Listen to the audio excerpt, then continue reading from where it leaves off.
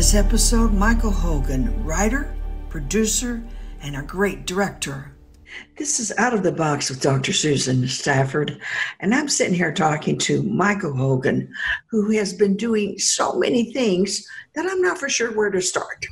But I'll find a place. Be patient with me, Michael. Be patient. I don't know why you ever left Michigan, for starters.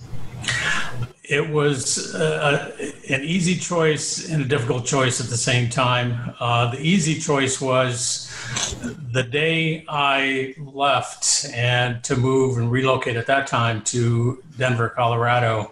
It was the 40th consecutive day without sunshine. So I was more than happy to leave that behind. I understand that.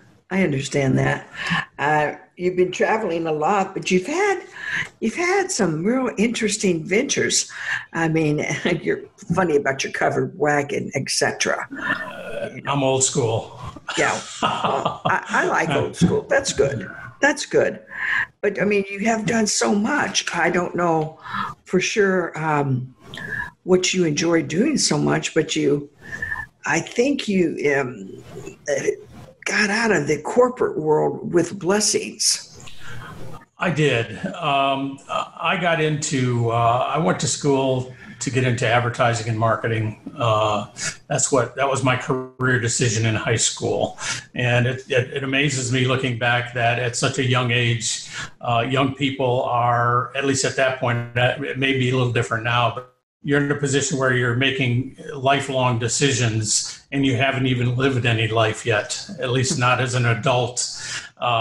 So my decision at that time was to go into advertising and marketing. And so I went to university to pursue that. And after getting out of school, after getting a degree, I went to work for a marketing agency, and then shortly thereafter started my first company. And that was in Southeast Michigan. And what university did you go to, Michael? A little school in northern Michigan called Ferris State University. And I will age myself by telling you that when I went there, it was Ferris State College. I don't care if you age yourself. I have to tell you, as I said to somebody the other day, no one's ever taught me how to get old before. I don't know about this getting older. It's so new, isn't it? You learn a day at a time. I mean, you wake up and you think you're 21 and you're not. And it's just a real education. The longer you live and the more seasoned you get with God, the easier it is. It is. Well, if you hand everything over to him and let him take the reins and drive the wagon, you'll be much better off. Oh, it just makes life so much easier. Yes, you don't have to be concerned about anything except what he wants and how he wants it. Right. Yeah, so it took a long time to get there. And sometimes I slip and slide, but I, try to stay on track. How long have you been walking with the Lord? Well, I was raised Lutheran. I was an acolyte and went through the ceremonial, putting the gown on, going up and lighting the candles at the altar before the service, putting them out afterwards, all of that, and all of the ritual that went with the Lutheran Church.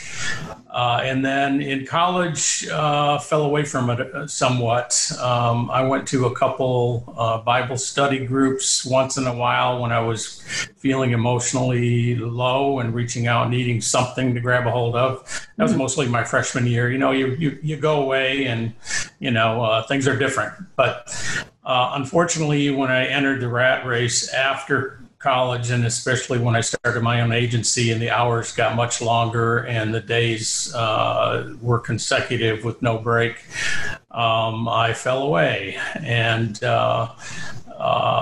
basically, in the long run, suffered the consequences of that. It's so easy to do. It's so easy.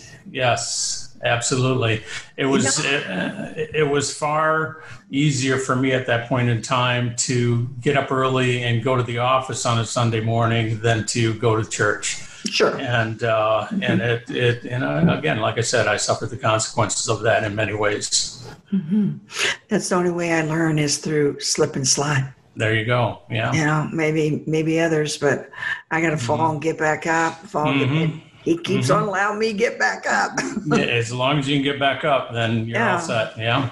So you've been a writer? Yes, that's what I consider my occupation now. Although it's currently an unpaid occupation, my payment is in non-cash installments. I enjoy telling stories and I enjoy entertaining people. You know, it's interesting how you go to, you've gone from this, the Gold Nugget, which has become a cult classic, to the other side of the world, as we know the expression. I mean, how'd you get from there to here? Well, I'm not that far removed from there. When I walked away from corporate life and decided to buy a home in the mountains and hunker down and start writing screenplays, it was a big life-changing event for me and for my wife at the time when we first moved there. And the Gold Nugget was I was frustrated because, as every writer will tell you, there are very few exceptions. You have to have thick skin because you are going to be rejected time and time again. And after a while, I got tired of being rejected because I wasn't used to that. You know, I was used to having things go my way. And finally, I decided, okay, the only way to start really getting into the film business then is if nobody else is going to buy a script, I'll produce a short. So I wrote the Gold Nugget on an airplane flying back to Colorado from some business trip. And for the sole purpose of, this is going to be my film that says something about me.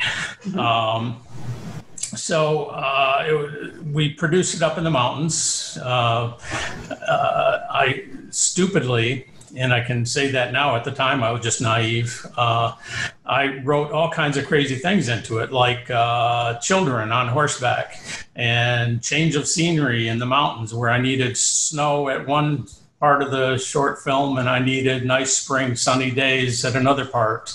And I needed a vintage 1800 log cabin, and just crazy stuff that from a production perspective, it was crazy. I was crazy to do it and to take that on, but I did. And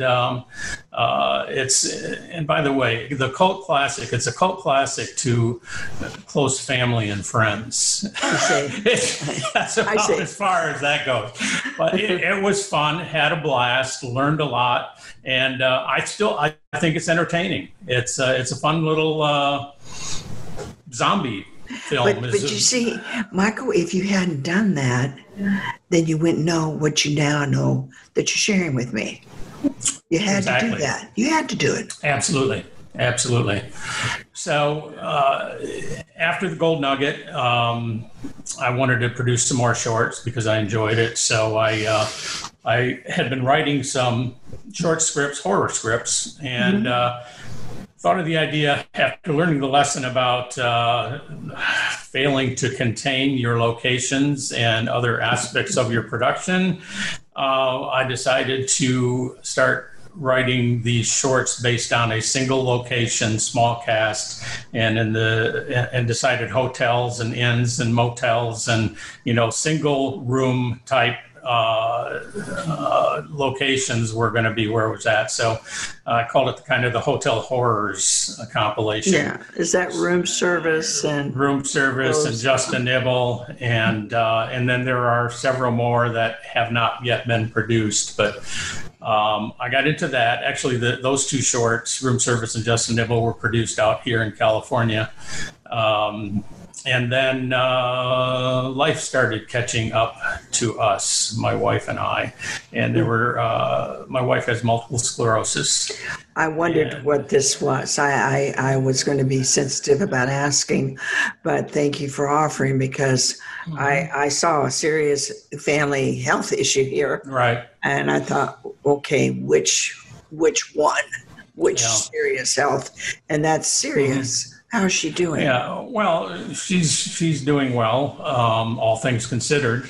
But at that time, she was still walking around. She had her own business, very successful marketer, but then the MS started catching hold of her, and she slowly progressed to walking with a cane, to walking with a wheeled walker, and then about 5.5 years ago, could no longer walk at all. So she's been in a wheelchair. But when that happened, when that progression started, it started some wheels turning for us and for my screenwriting and filmmaking endeavors, and things had to start slowing down in that regard. And we've been very blessed. We had our home in Colorado, but we also had a home back here in California. So she spent more time in California, and I spent more time by myself in Colorado, and that was not a formula that either one of us liked. So eventually we sold the property in Colorado, decided to remain in Southern California, close to her healthcare, her healthcare providers and physical therapists and all that she needs. But it pretty much put an end to my screenwriting activities, because I had to focus on helping her and getting our new life with a wheelchair in order. There's no choice. There's no other choice. No, you just do it. So we just did it. And that several years it took us to kind of settle into that new reality. And last year, again, we're very blessed for all the things that we've, the obstacles and challenges we face. We were still recognized that we're in a good place, and we are blessed. And I was blessed enough to be able to shift some gears around and get back to screenwriting again late last year in 2019. So I picked it back up again, and had learned a lot in the time. It wasn't like I walked away from the industry. I kept learning. I just wasn't actively writing much. So I took what I learned. Yeah. Pretty hard to write when your mind's over here and the stress is over here and the necessities over here, and you're trying to make something happen. It just does not until it's ready. Right. So this time around, late last year, I put a plan together and decided what my focus was going to be, kind of tried to keep things on the kind of narrow the scope of what I was looking to do. And I don't like the term, but you'd think with a marketing background, I'd like it, but I don't. Branding. And I had to recognize I had to brand myself and, be able to define for financiers or producers or studios who I am, what my work is, and kind of try to narrow the scope of what I wrote. And I've always migrated kind of towards horror and comedy and a combination of both of those. But it's tough to give up other things. I'm a spec writer, and that's part of what I love, is to take my stories and my ideas and develop them and turn them into a script. And I've been, I think, fairly successful in the past. I guess it's been almost a year since I picked it back up now. And one of my strategies for getting out there in the world, one was going to be to network every opportunity I got. And look what happened. COVID came along. So I haven't had a whole lot of face-to-face meetings.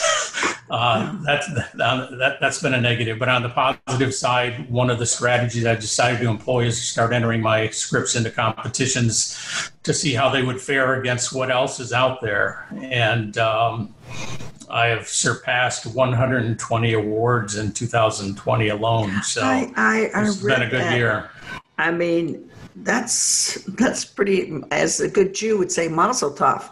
I mean, that's pretty impressive, Well, on paper it is. It has yet to net or reap any rewards for all that. I guess I haven't got myself in front of the right people yet, or got the scripts in front of the right people.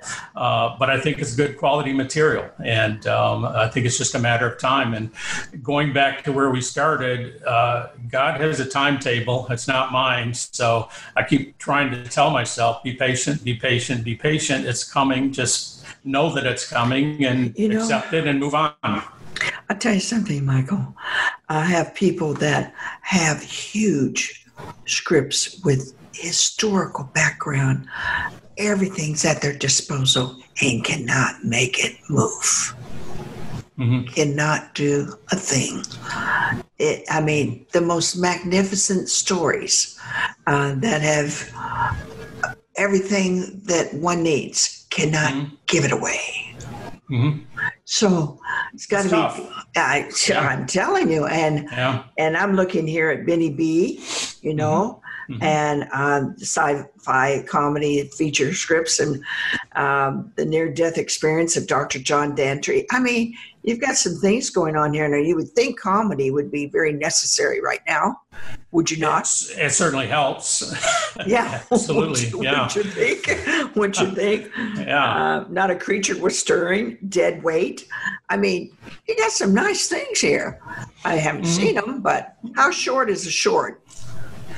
The shorts that I write, I don't go. If I'm going to write a feature, I'm going to write a feature. If I'm going to write a short, it's going to be short entertainment, which is typically anywhere from 9 to 15 minutes. So that's 9 to 15 pages, not very long. Which I like that because it forces you to be able to tell a story with a beginning and a middle and a very satisfying ending in a very small window of time. And there's a challenge to that. And I just enjoy that challenge. I happened upon a competition where it was a screenwriting competition for 1 minute scripts, which is essentially one page. So I thought, wow, that's really cool. I'd love to do that. And that's where deadweight came from. Deadweight is one page.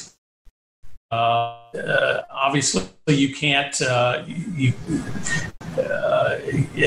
you have to get to the point right away because it's going to end right away. So you kind of don't go by your typical script structure. You start at a certain point where there's a lot implied in what's happening visually, and then it goes from there to end. So that was fun. Yeah, well, at least you're having some fun. I want you to have fun on the way. Yeah, well, and you would enjoy this. Deadweight happens to be about she's not a clinical psychologist, but she is a doctor, a clinician in a narcolepsy clinic. Oh. And that's where that takes place. The doctor and her patients. Very fun, very fun. What I was asking you was, what do you enjoy doing? I know you got out of the corporate. I know you had to stop for serious issues in your family. I know that you write some fun things. I know you're nominated 120 times. I know these things, but what do you see or foresee, or do you foresee yourself doing something different or the same line of writing? Well, I think it's going to be writing what I write, and it's just what I envision. And at least if it was my plan, and I give it all, I'm not the one really pulling the strings, but if it was my way, I would find the home for one of my feature scripts. Benny B, I think, is exceptional. The near-death experience of Dr. John Dantry is a faith-based script, and it's different from your normal faith-based, faith-friendly fare that is out there right now. It goes to a little darker side. It's basically all about the fact that hell is real, and You mean it isn't? Hell is real. A lot of people don't accept that. Thank you. And that's where I think what the near-death experience of Dr. John Dantry brings, and why I like that script, is because it's an opportunity not just to entertain people for an hour and a half or whatever, but it's an opportunity for people to walk away with something. And that's something I want them to walk away with from that script is hell is real, and there are consequences if you don't accept Christ. And the consequences of eternal separation from God are ugly. And that's kind of, that story delves into that, where Dr. Dantry has his near-death experience. Only, unlike most that you hear of, where you see the light and you go up to heaven and you have a encounter with Jesus, and that's the typical near-death experience. Dr. Dantry goes the other direction. And that changes his life around from a narcissistic, heart surgeon, but not a nice guy, to saving lives eternal. So I like that. I like that script, but I'm not sure whether the market for that is significantly smaller than, say, a script like Benny B, where it's a 4-quadrant, something for everybody type fun sci-fi comedy film. Well, it's kind of interesting time in history, to say the least, Right. because you have people who are crawling to know the Lord now because of COVID-19. True. And people who are scared and don't know where to crawl to, but know there's something going on. They're just not for sure what. Right. And then there are those other people that we'll get by this. I just want fun, Vinny. Mm-hmm. So, I mean, you're kind of at that pivotal point where people are serious and then people don't want to be serious. Right. Because it's too painful. Right. And too frightening. So you're really at a real interesting toe-to-toe decision here of where to put your time. Well, the time basically, when you're writing scripts, writing screenplays, you're always working on them. You're always constantly polishing, going back and going, that could be a little better here. It could be a little better there. The dialogue, I've got to change here or there. So you're constantly polishing, but the two scripts are ready for the eyeballs of the decision makers and the buyers. Very confident about that. And both of them have excellent coverage. Both of them have won a ton of awards for what that's worth. So either one of them, of those two, and I have several other features, but those are the two where I've focused most of my time in the last 9 months. They're ready. And it's just a matter of, there's a place for each of them. It's finding where that place is for each of them. Let me ask you a question, a little brainstorming here for a moment. Does Netflix, do they have a special division for things like this or no? I don't know. I mean, you've got to know. Yeah, I know that. Yeah, the near-death experience of Dr. John Dantry would be a Netflix type film. Certainly, I think that would fit in nicely. Benny B is more of a big studio type film, and while I know that Netflix has big budgets when they want to have, I don't know. Maybe Benny B is it for it. I don't know, and I haven't had those meetings with anybody at Netflix to pursue that. No, but I'm thinking now, and I understand because of what's been going on, but now a few of my people have been saying they're starting to get someone who will take a Zoom so they can have a meeting. So, I mean, we're starting to come out of that. No movement, no place, no nothing, nada. Right. And I'm just asking the question because I understand they have a great deal of money to put into these things. Well, I'd love to have a meeting and for either script, and would be fully prepared for having that conversation. Would love to have that conversation. Yeah. Well, that's what I'm working towards. So let's just take that, put it right up here to the Lord God Almighty, and ask for it right now. You've heard us. We want it. We know why we want it and how it'll be used. Thank you, Lord. Thank you. Right. Thank you. Might as well. We might as well. May as well. I mean, really. It cannot hurt to ask. No. And I'd rather ask him than anyone else. There you go. And then, so you just write all the time then, really? Yes. That's, the focus is writing and advancing that writing and finding a home for it. Because like I said, I'm a spec writer, and I write basically what I want to write. I've been hired to write for producers, other people in the past. It's not, for me, it's not as enjoyable writing somebody else's story. I'd rather be creating my own. I kind of got that from your writing. Yeah. It's a lot more fun, but it's fulfilling. I will not live long enough to write all of the ideas that I have and all of the stories that I want to tell, which is kind of it's a good dilemma. I like that. I like that, having that inventory of ideas and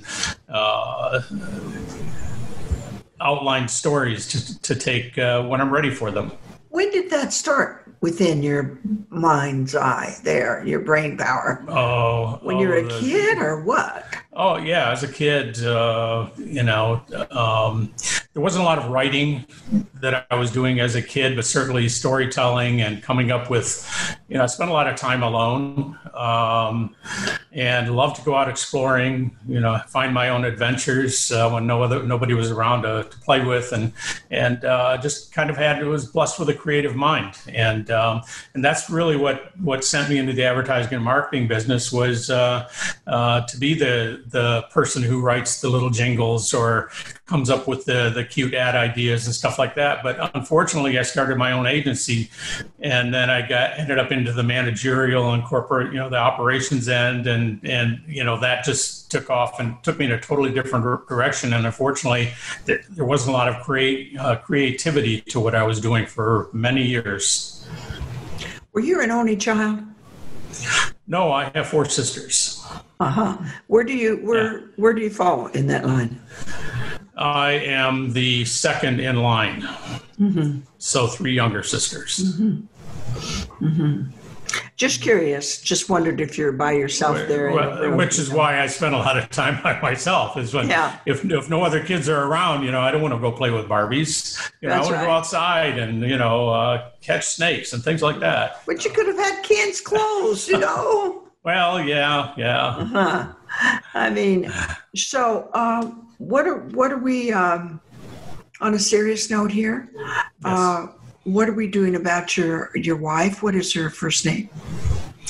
My wife's name is Annette. Annette? And yes. And how is she feeling today? Actually, today's a good day. She swims twice a week. She goes and she continues. She really pushes it. She has no use of her legs, so when she swims, it's all arms and upper body. And she's been setting personal records of late. Every time she sets a new one, I buy her a little trophy and get it engraved. And she's just, I guess last week was her latest personal record. And now she's trying to improve her stroke so that it's more efficient. And so there's no records for a while. It's all getting to be more efficient, but that's her thing, the being in the pool. And she works out every day. There's nobody I know that works harder than she does. And she focuses on her health. She focuses on her conditioning and just works so hard at it. I'm just really proud of her for what she does. There are certainly bad days. We have caregivers in our house just about every day of the week, and physical therapists coming in to work with her. And then pre-COVID, she was, she has to get out of the house. I mean, go stir crazy if she can't get out. And that's been the situation the past few months. So the difficulty there is being confined because the gyms aren't open, the places that she would go. Right. The pool's only recently opened back up where she could go and work with a therapist in the pool. So she's getting back at it. Like I said, there are some days where it's really, really difficult. Multiple sclerosis is a horrendous disease because you never know how bad it's going to get, and no two people are the same with the disease. Some people can have MS and you'll never see a sign, any kind of a symptom, you would never know it. Other people, the disease progresses and it's really, really bad. And fortunately with Annette, she's plateaued out fairly well, and just basically it's a kind of a maintenance. You can't really get better at this point. At least there's no drugs, no therapies out that help you improve and have it go away. There's hopeful things like stem cell, but that's really touch and go. So we just do the best we can. And she's, again, from the time she gets up in the morning until the time she lays down, she works at it. One of my guests coming up next week is going to be a man who performs stem cells. Is that right? Reed, what's his last name? Davis. And I've used them a couple times, some back surgery, in lieu of back surgery. But I don't know how they work for MS. I really don't. But I'll ask him the question. Oh, absolutely. And I will definitely check in on that episode. Yeah, I know they're expensive. I hear that. Yeah, and that's a factor because insurance companies typically do not pay for that. And I feel so bad for the people who, we're blessed. We get the help that she needs. And I just feel bad for people who aren't able to. Oh, me too. Especially now that what's happening in our world, in our nation. Mm-hmm. But I mentioned that only because you said that, and because I'm going to have them on, because I wanted to see how many people they're really helping and why the FDA and certain things don't cover more than they do. We know about that, but you'd be sure to tell her that I said hello. Oh, I'll definitely do that. And that absolutely. Thank you. We'll be finding out more about this together because I know nothing about it, Okay. So we learn together. Sure. And since she's doing all the work, I can ask questions, There you go. She'd be glad to have that conversation. I'll look forward to it. And then once Dell gets these shows going, she can hear him speak, once. Oh yeah. Because he's at hand. He's at hand for sure. Awesome. What do you look forward to the most? In writing and career, going to bed at night is my big thing. I like getting sleep. I genuinely look forward to putting a head on a pillow at the end of most days. Isn't it the truth? Finally. Isn't it true? Yes, it is. And I will say I'm not afraid of my last day living on this earth. Yeah. Not afraid of death because the death here is. I'm not worried. I look forward to the time where nobody suffers from illness, that it's all love, no hate, no conflict. So that's what I look forward to. Everything else in between is just kind of passing time and trying to enjoy what you have and what you can create, and until you get there. Yeah, I read the other day, I used to have it on my tree in the backyard, Michael.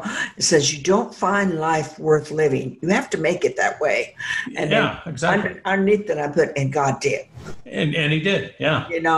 Oh, yeah. Yeah. And I've had it on my tree forever because I thought, I just don't understand this, as though my toe would be hurting worse than anybody else's. I doubt not.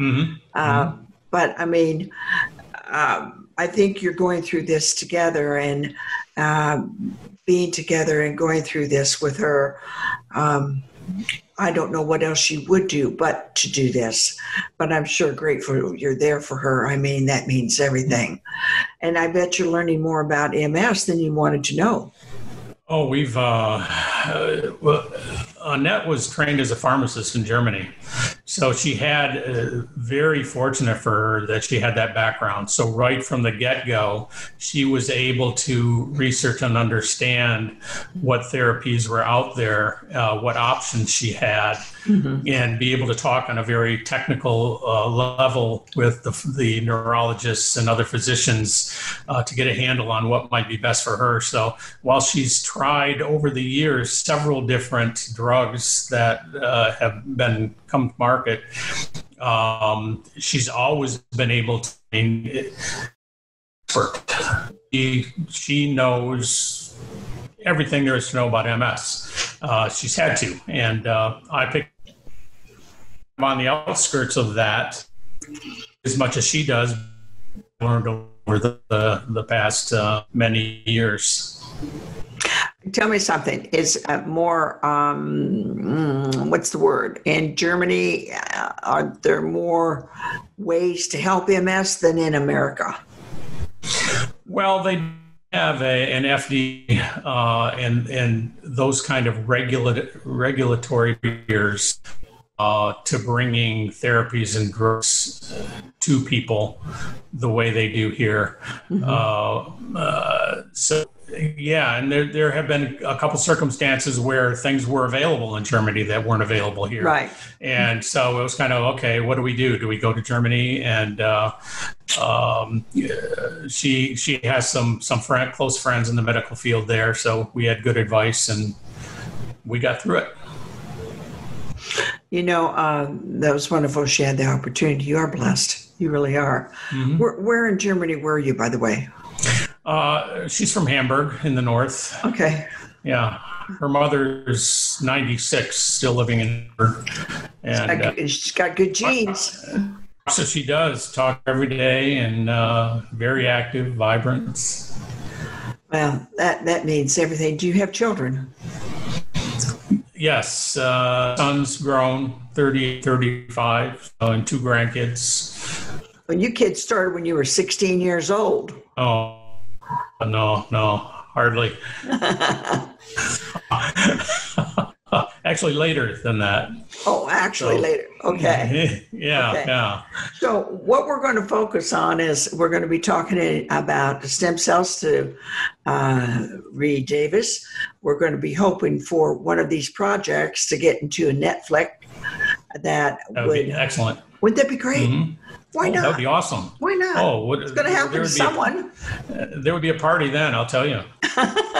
Yeah, we'll party down. Yeah. With my water. And what else are we looking forward to? Looking forward to another conversation like this with you. Thank you. I'll tell this Del. Has been fun. Yeah, it has been. It has been. Yeah. And who knows? Who knows what's going to transpire? I can only see in his precious blood good things coming to you, good things happening. You've been through enough. You've earned.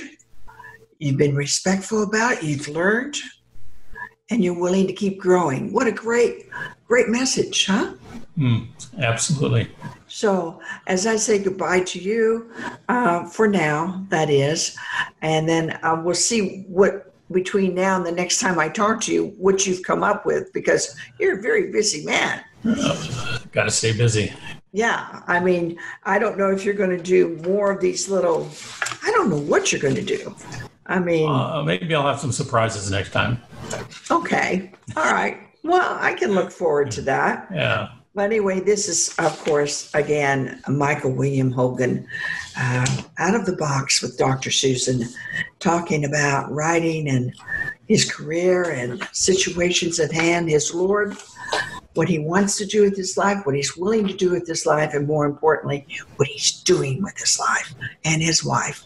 And we thank you so very much for that. Oh, thank you, Dr. Susan. Thank you. God bless you. We'll talk to you soon. Thank you. Bye-bye. Bye-bye.